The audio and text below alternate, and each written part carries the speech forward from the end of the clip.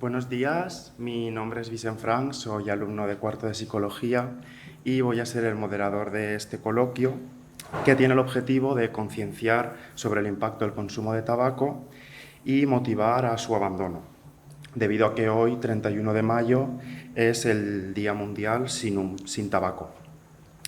Este coloquio está organizado por el programa UGI Saludable, que es un programa que promueve la salud de la comunidad universitaria y ha puesto en marcha el proyecto UGI Sin Humo para concienciar sobre este tema.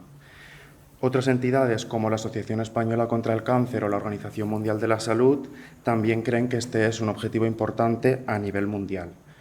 Entonces, desde aquí queremos abordar este problema desde la ciencia, la administración y contando con los usuarios.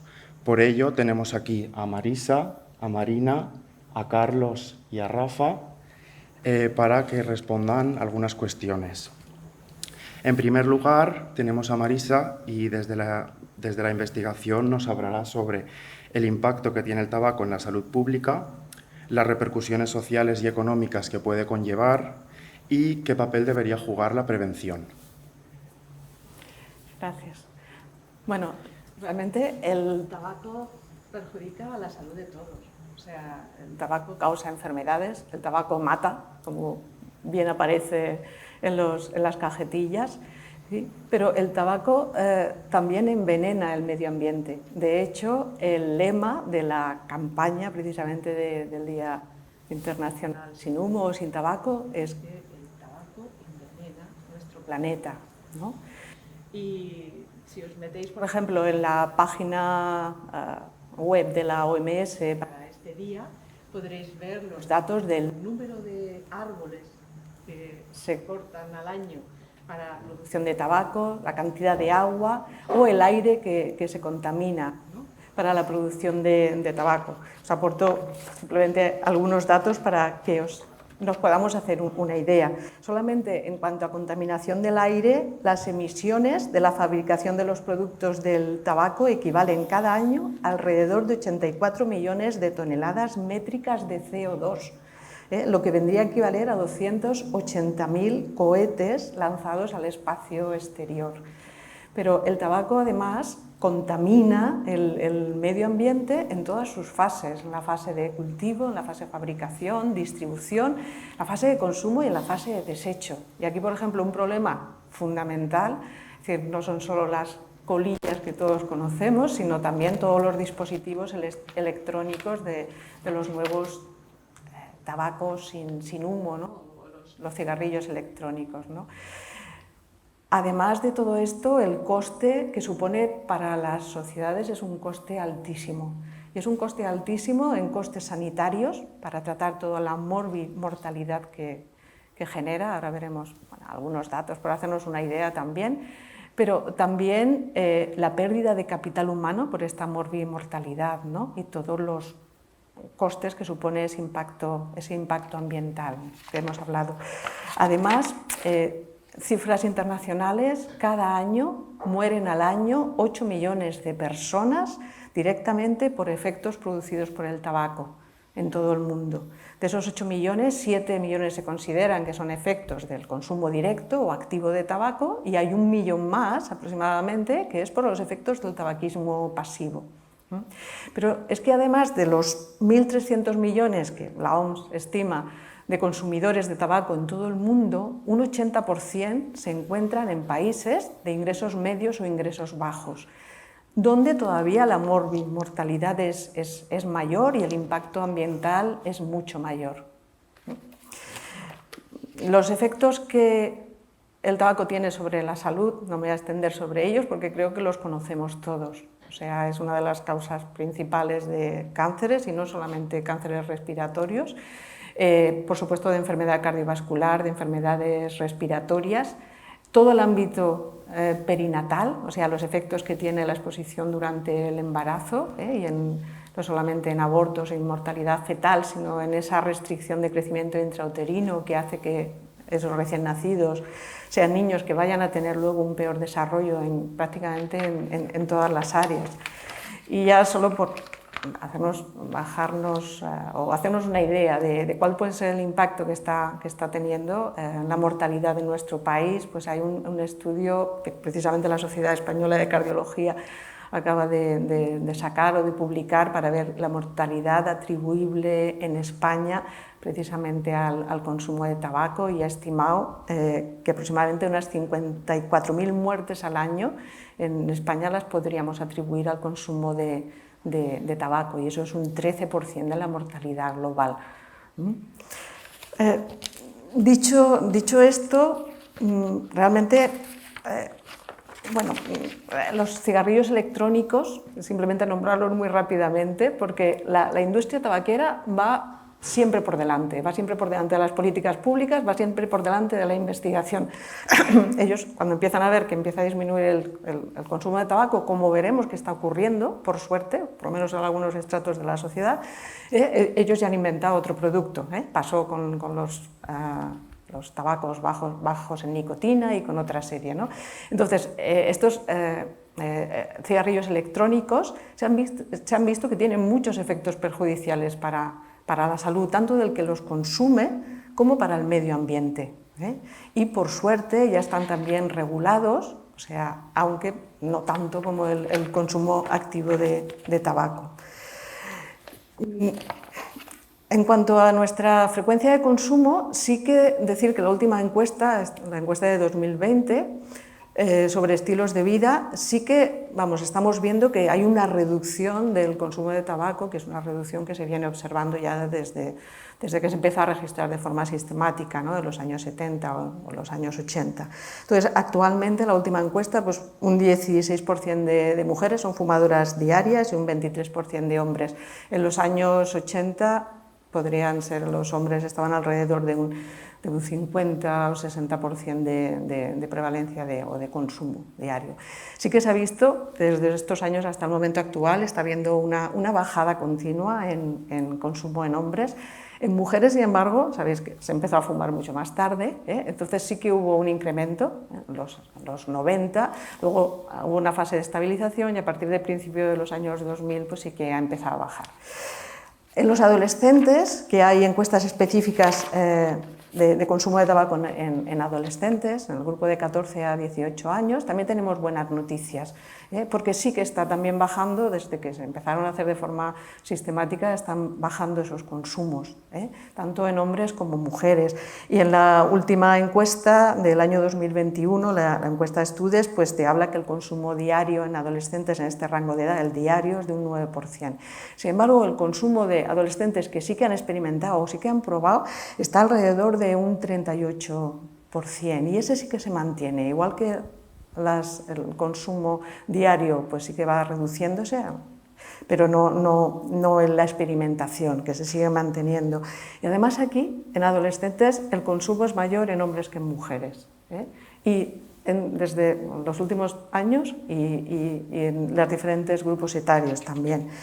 También deciros que el 9% aproximadamente consume también cigarrillos electrónicos. Pero bueno, dicho esto, vamos a hablar de prevención, porque creemos que es lo fundamental. El problema está ahí, hay que monitorizarlo, hay que saber cómo evoluciona, pero hay que prevenir. Entonces, yo creo que los dos mensajes más claros sobre prevención es que, por un lado, hay que disminuir el inicio del consumo de tabaco durante la adolescencia, que eso es evitar que se empiece esa adicción a la nicotina, que es lo que va a mantener el consumo entre otros factores, ¿no? Es decir, evitar que se empiece ese inicio. Y por un lado, las personas que ya fuman, pues ayudarles a que dejen ese hábito. Y esto se consigue desde muchos frentes. Desde luego, no es una cuestión solo, lógicamente, del sector sanitario, sino que hay muchas políticas públicas que tienen que trabajar en este sentido. Y esas políticas públicas probablemente son la clave principal, ¿no? Y vamos a poner algún ejemplo de estas políticas públicas, ¿no? Por ejemplo, con los jóvenes. Los jóvenes tienen información, y ahora nos hablará esta compañera que sigue todavía fumando, información yo creo que sobra, ¿no? No es un problema de decir lo nocivo que es el tabaco, que el tabaco mata o que el tabaco me deja estéril, ¿no? Como aparece en las cajetillas, ¿no? Sino que lo importante es hacer políticas públicas que hagan que el consumo de tabaco se desnormalice, o sea, no sea algo aceptable, o sea, no sea algo que se vea como algo deseable o algo normal. Y sobre todo hay que saber que la industria tabaquera siempre va a ir por delante, no se va a quedar sin es decir, entre que se está disminuyendo el consumo de tabaco por un lado y la gente que se muere por este consumo, pues hay que crear a nuevos clientes, por así decirlo. Entonces, entre esas acciones públicas destaca la política fiscal, o sea, realmente el que el tabaco sea más caro. Si el tabaco sea más caro, porque se graba más, va a ser menos asequible. La prohibición de la publicidad, que sí que está regulada la publicidad, pero sin embargo, en televisiones, vallas, etcétera, pero sin embargo hay esa publicidad subliminal, la publicidad en redes sociales, la publicidad en las series, la publicidad en los influencers, o sea, ese tipo de publicidad que se sigue manteniendo. La regulación de los envases de tabaco, que realmente esa regulación pues ya sí que se ponen esas advertencias, pero sí que una medida que es bastante efectiva es que los paquetes de tabaco sean neutros, o sea, que el empaquetado no tenga ningún tipo de atractivo, ¿no? Sino que sea un empaquetado neutro.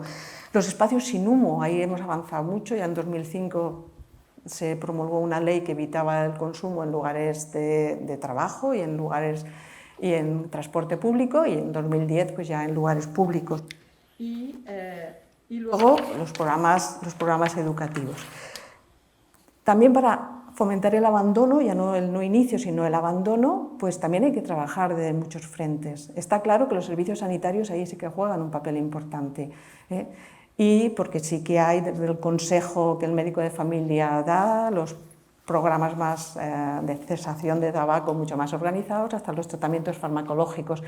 Y aunque estos programas están en la cartera de servicio de la mayoría de la cartera de servicio de todas las autonomías en atención primaria, precisamente esa precariedad de la atención primaria pues hace que no se pueda ofertar de forma universal, o sobre todo pues que los profesionales necesitan pues mayor formación y mayor tiempo para poder llevarlos a cabo, ¿no?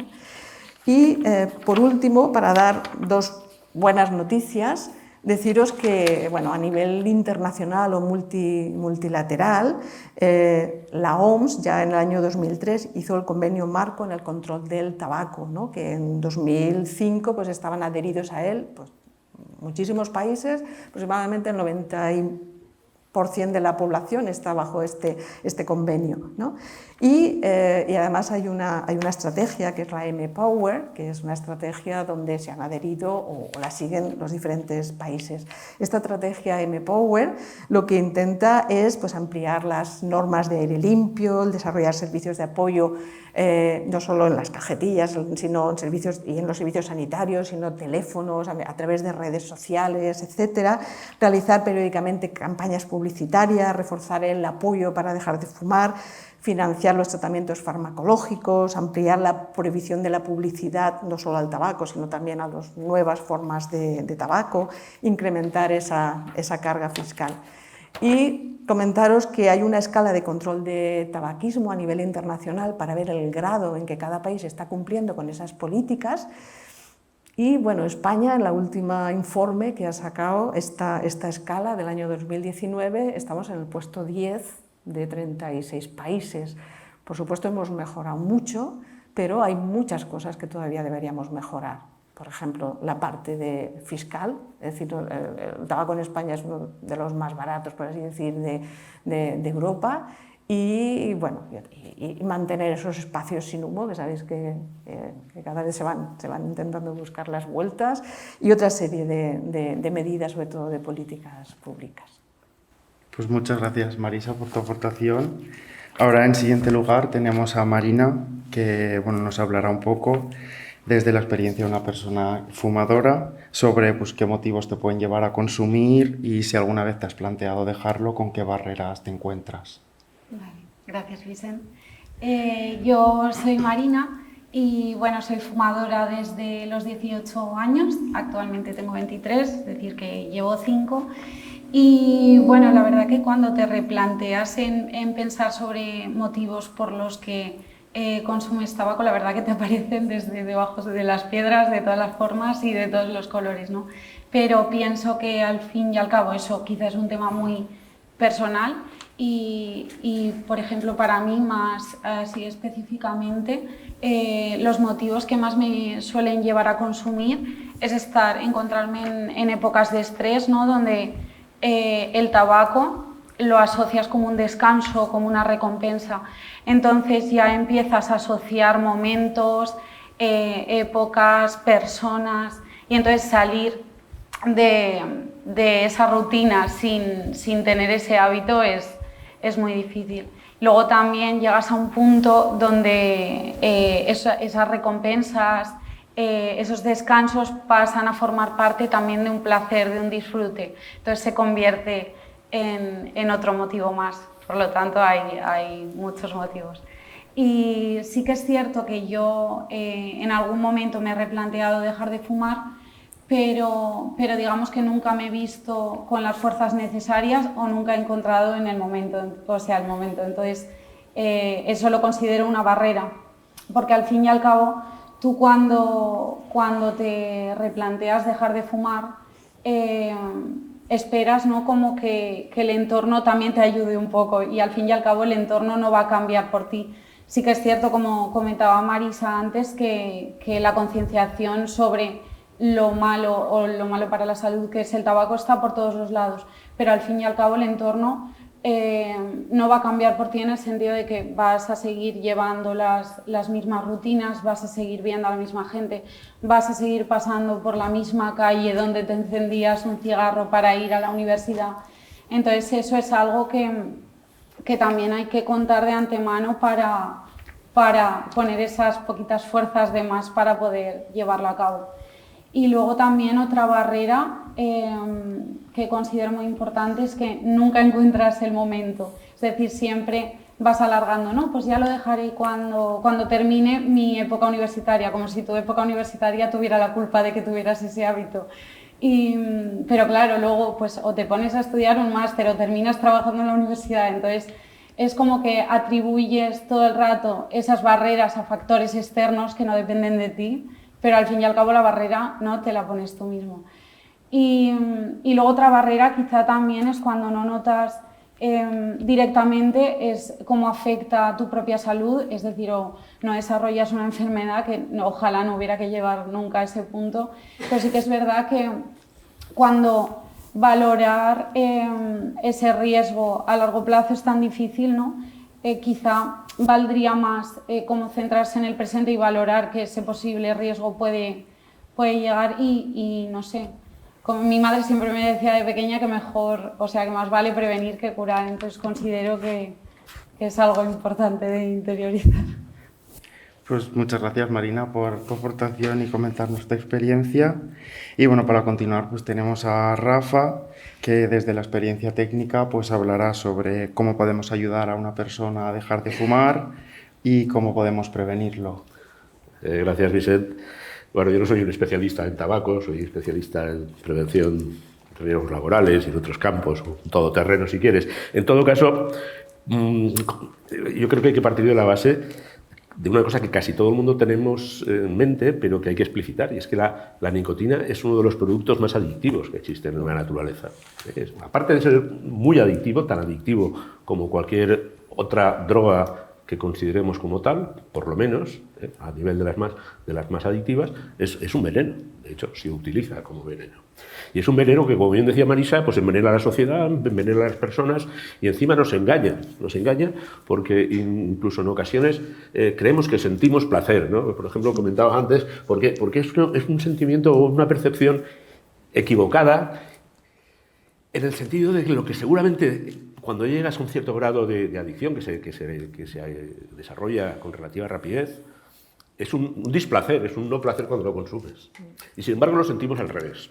Lo sentimos al revés y empezamos pues como bien decía nuestra amiga, pues a decir, bueno, lo haremos, ahora no es el momento, ahora me siento bien porque me enciendo un cigarro.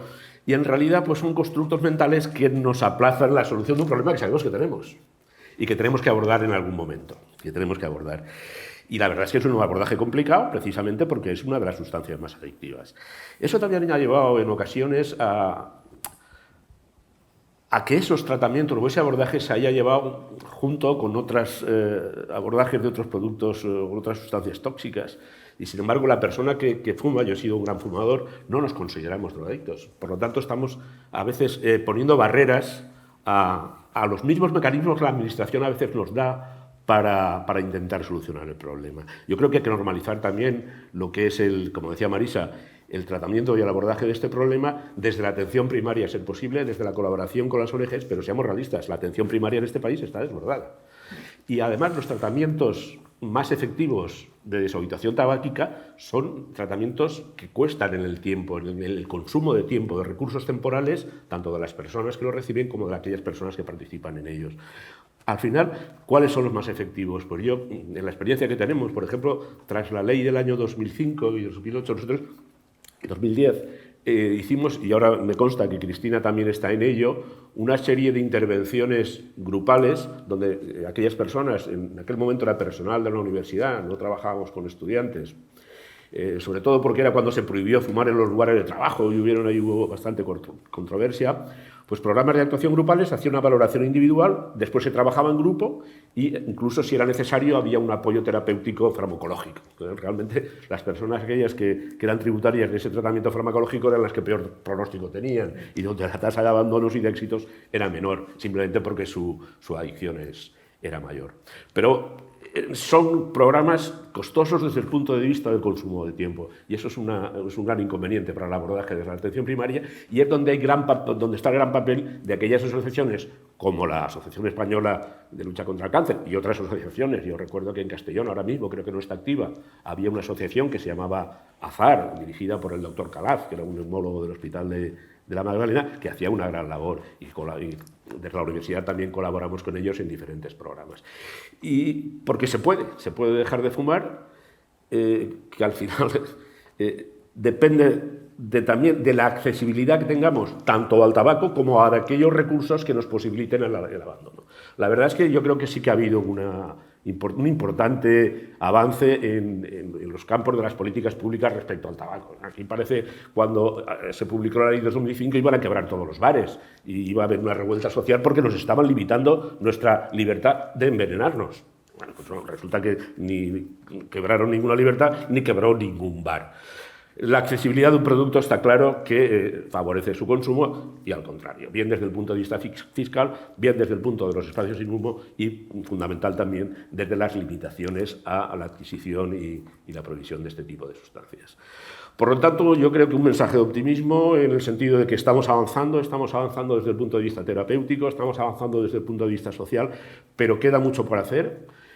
Sobre todo el normalizar y generalizar esos programas de deshabituación que deben de ser visibles y deben de ser asequibles para las personas fumadoras y en muchas ocasiones no lo son,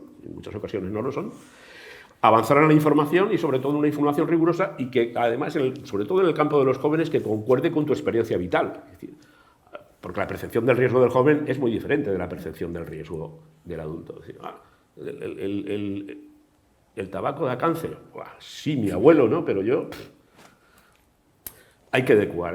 No puede haber sobre todo en programas de intervención comunitaria, como algunos que se llevan a cabo pues, en las universidades, y Cristina hace un gran papel aquí en la universidad, hay que concordar los mensajes que se dan con las vivencias y las experiencias vitales de las personas a las que van dirigidas. Si no, a veces incluso pues, puede haber un efecto rebote. Bueno, no me extiendo mucho más allá, yo creo que ya Marisa ya ha hablado mucho de lo que es también pues, otros tipos de intervenciones, tanto desde la Administración como desde otro tipo de prevención, y simplemente recalcar que podemos dejar de fumar y que se nos puede ayudar a dejar de fumar de manera eficiente. Gracias. Vale, muchas gracias, Carlos, por tu aportación, Rafa, perdón, por tu aportación. Y ahora, por último, tenemos con nosotros a Carlos, que desde la experiencia de un exfumador, pues nos hablará sobre por qué te planteaste dejar de fumar, qué cosas te ayudaron a esto y qué le dirías a una persona que fuma. Gracias, Vicente. Bueno, yo soy Carlos, soy estudiante de doctorado en Psicología en la Universitat Jaume I Y soy exfumador, como bien ha dicho Vicent, desde hace 10 años y fumé durante un periodo de 5 años. Me planteé, bueno, ¿cómo me planteé dejar de fumar? Hay una anécdota detrás. Estábamos unos amigos en una noche vieja y bueno, lo típico que se propone, ¿no? Para el próximo año vamos a plantearnos algo positivo, vamos a cambiar algo importante de nuestra vida. Y uno de ellos dijo que no nos dejaremos de fumar. Y bueno, algunos tomamos la palabra y hasta el día de hoy. Obviamente esto queda en una anécdota y no dejé de fumar por esta razón, ya lo tenía pensado desde hacía tiempo. Simplemente fue un precipitante y pensé, bueno, pues ¿por qué no ahora? Y me atreví a dar el paso. Pero de entre las muchas razones que encontré para dejar de fumar es que yo empecé a fumar muy joven, tendría 14 o 15 años, y cuando dejé de fumar tendría unos 20 años. Entonces, claro, yo que soy una persona bastante deportista, me encontré con que me sentía muy fatigado, pero ya no solo en el deporte, sino en las tareas del día a día. Y me planteé, con 20 años ya tengo que estar, ya estoy así, ¿cómo estaré dentro de 20 más?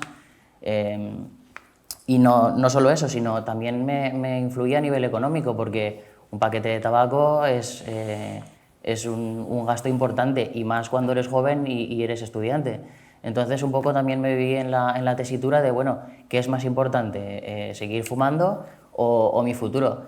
Entonces tomé la decisión en ese momento de dejar de fumar, no solo por mi salud, sino también por mi futuro profesional. Y un poco al hilo de lo que han comentado anteriormente de la Marisa, de la normalización. También me planteé, pero realmente, ¿por qué estoy fumando? No, es algo que no me está aportando nada.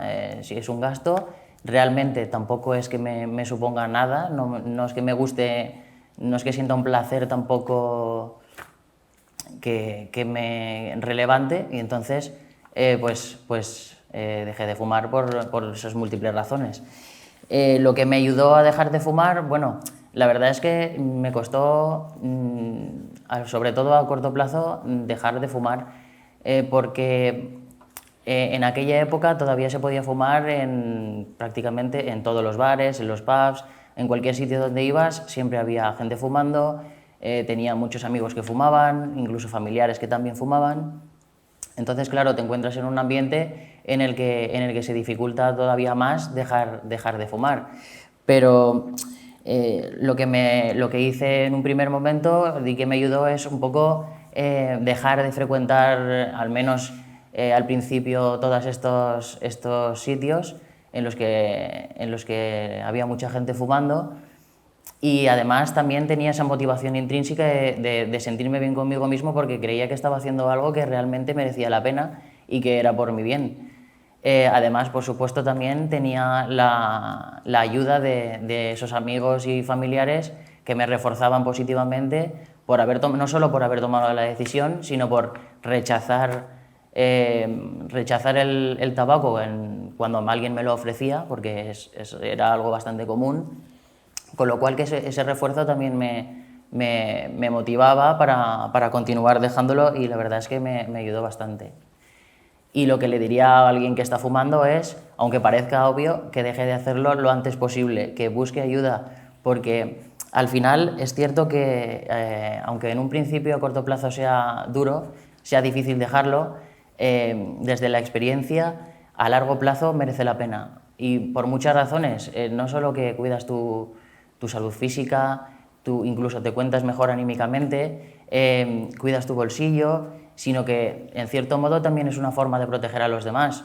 No solo directamente porque el humo del tabaco esté afectando a los de tu alrededor, sino porque estás actuando de una manera modélica para a lo mejor esos jóvenes, esos menores que en un futuro van a seguir tus pasos.